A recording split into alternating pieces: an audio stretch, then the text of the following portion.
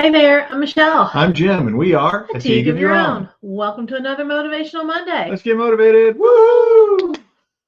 It's a beautiful day in the neighborhood. Much nicer weather than it has been. It's sad when 40s are Yes. welcomed. Yes. Yeah, we're at that point. 40s there. When feels people like, are like, oh, yay. oh, wow, yes. It's please. in the 40s. Thank you. It feels so much nicer. Yeah. Yes, I think we're all a little sick of winter around here, so it's going to be nice to be done with that. I think Phil's prediction may be partially right. But there again, we still got plenty of time. I was going to say, this week is supposed to be warmer. It's supposed to go actually up into the 50s. Right. But then next week, not so much. Right. Right. The thing about around here, I don't know about other places, but we have seen times when it felt like full-blown spring was on, and then all of a sudden, bam, here came some more winter. We get in April and even into May a few times. So it's interesting here in Pennsylvania how that all works. Yeah. But that's not what we're talking about today. No.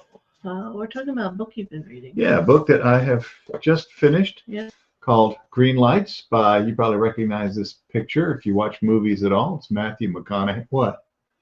I watch movies. I've never seen one of his movies. I don't know how you've missed his movies. However, I do watch movies, but yeah. But yes, by Matthew McConaughey, who is a very famous actor. He's actually an Oscar winner. He won an Oscar for his portrayal in the Dallas Buyers Club, which I have to admit I have never seen. Apparently you've never seen it before, but he won an Oscar for that. It's something that I know I'll have to check out at some point. And that's, the book goes through up to that point. Basically it covers, as he says, the first 50 years of his life. Okay. And it's an interesting book in that it's not really told or written as a typical, I guess you could say, for lack of a better term, self-help or motivational type of book. It's not like, if you've ever read Zig Ziglar or Les Brown or John Maxwell or something like that, you'll get stories, and the stories do illustrate points, but the idea. And I mean, you take John Maxwell's book, 21 Irrefutable Laws of Leadership. Right. The idea behind the books is the 21 laws. Yes. It's the 21 different points. Yes. And the stories support those points. Yes. McConaughey does not do that. Basically, he's just, it's a rolling narrative, but it points to those moments in life where you're contemplating something and then you get a sign that, as he calls them, they're green lights, something that says, go forward. Yes, you need to go forward. Now, he talks about red lights too, though, right? Well, yeah. Okay. Yeah, but the point is the green lights, because you're looking for the green lights. You're looking for those moments when, you're trying to figure out, should I go this way? Should I go that way? What should I do in general? And then you get, a sign, something happens. I guess the one really, really big point in his life is when he's in college. He was intending to become a lawyer. Okay. He was going to go into law practice, which is interesting because one of his most famous roles is from the movie The Lincoln Lawyer. Okay. It's all about a lawyer who basically, his office is in the back of a Lincoln Continental. Interesting. It is interesting. And it's even more interesting when you realize that Trace Atkins is in the movie, the country singer. Okay. Yeah. And when you see him in the movie, it's like, oh, okay, branching out into acting a little bit. And so he has portrayed, I don't know if that's the only movie he's been in, because I don't know his entire movie history. But that's one of the points when he's in college, he's studying law, and he comes to a realization that that's not really his passion. He finds out that his passion is telling stories, and mostly doing that through acting. And he's decided that he wants to make that change, and he's already in college, and everybody that he runs it by, they say, yeah, it's good idea. But there's one person that he really has to run it by, I'm thinking it's the person who was paying for him to go to school. It was his father. Yeah. And he had to make that phone call. And part of where this came from, this is what's interesting, is the fact that he was looking for something to read one day when he was at a friend's apartment. And he found a book called The World's Greatest Salesman. Oh. And yes, Og Mandino. Yeah. And we have that book here. Yeah. I've read it. I don't know if you've read it before. I've read it a couple of times. Very good book. And he asked the friend, can I borrow this? And the friend says, no, you can have it. And so I guess the friend didn't have a need for it. Changed McConaughey's life. He took the book, he read it, and he read got to the scrolls and the whole thing, and said, wow, I really need to go in a different direction here. So he has to make this phone call to his father, and he's really afraid of what his father's going to say, which I can understand. But if he used The World's Greatest Salesman book as a template, he would know how to sell this to his dad. Oh, and he did.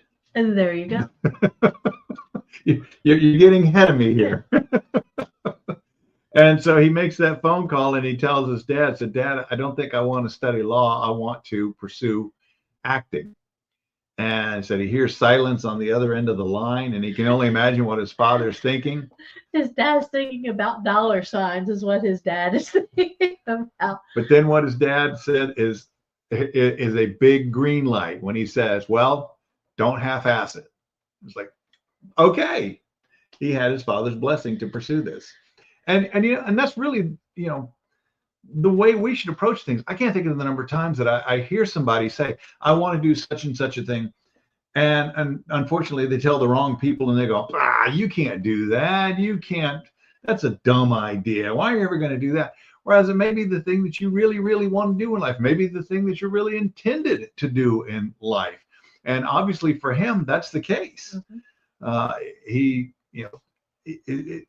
goes on to tell the story of how he got into it all.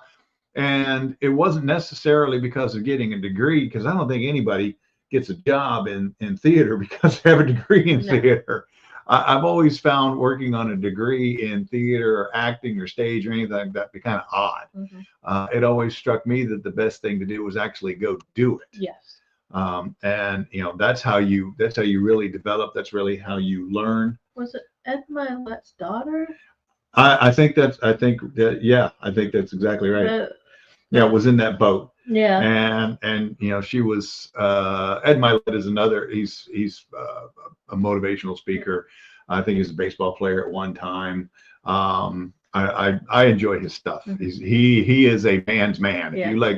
If you like a lot of testosterone. Yes. High testosterone. Ed Milet, Andrew Frisella, those are your guys. The thing about Ed, though, is he's inside, he's a teddy bear. Yes. Yeah, he's got a soft center. He's got this rough exterior, inside very mushy.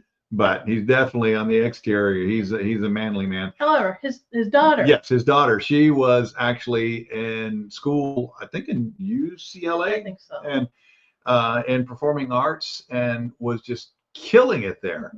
And at some point, she was talking about going on and study more. And he said, at some point you just need to go do it.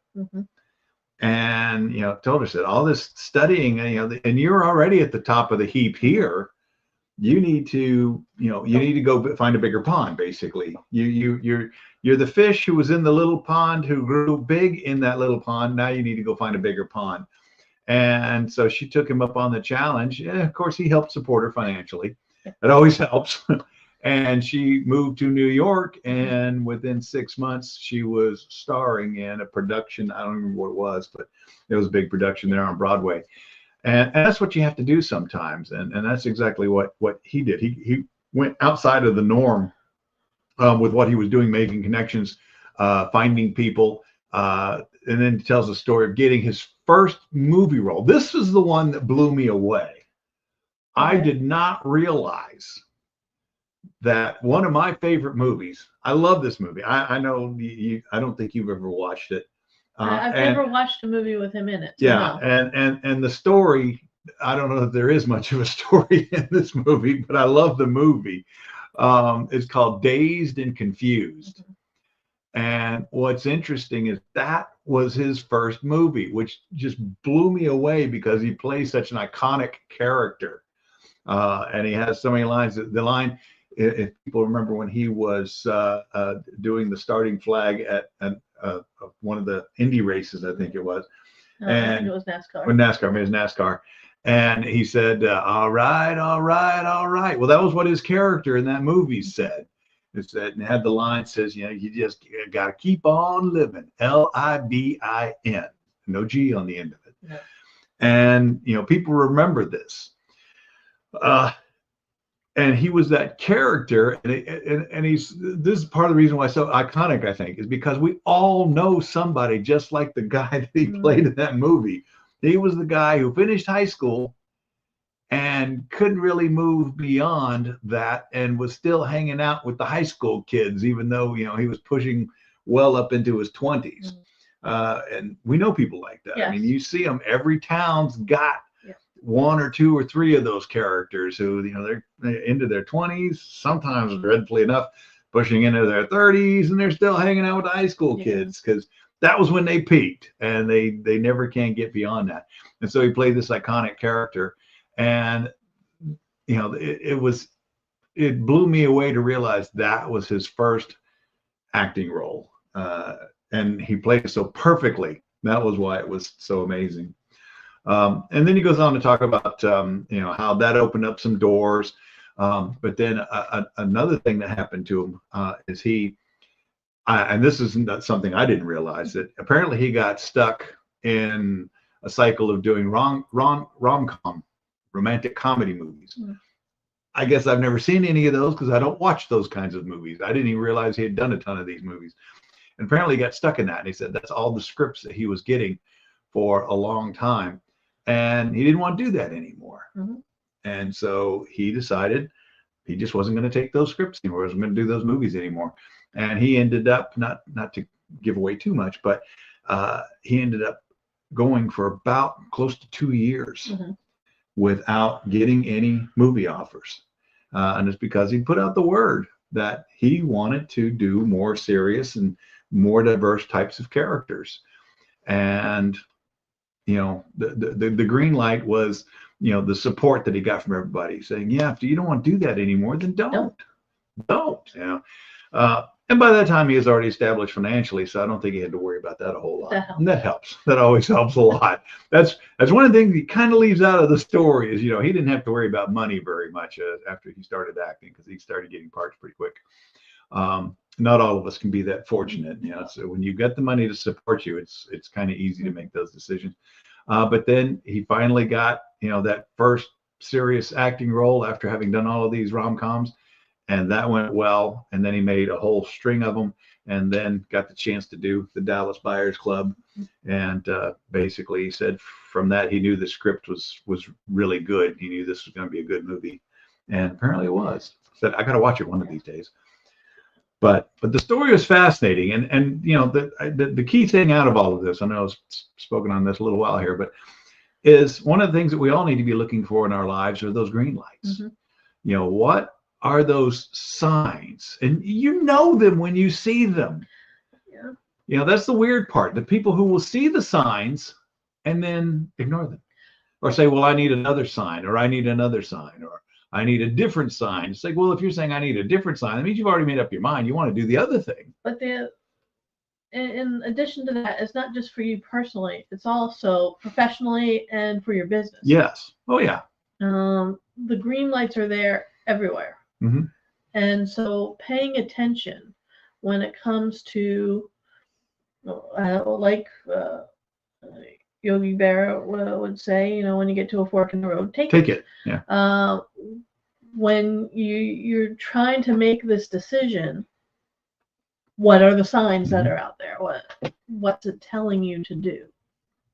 And going in that direction.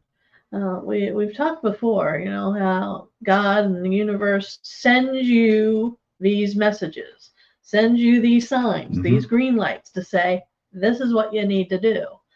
And you need to listen because that's the path that you need to go down. That's your path to success. And so green lights just reinforces that that's what you're supposed to do. Right. Yeah. Right. Yeah. Yeah. So the bottom line is be on the lookout for those green lights. You'll know them when you see them generally. And, you know, when you get that green light telling you to go. Yeah. Don't go wait. and go as fast as you can. Yeah. Yes, that's the other thing.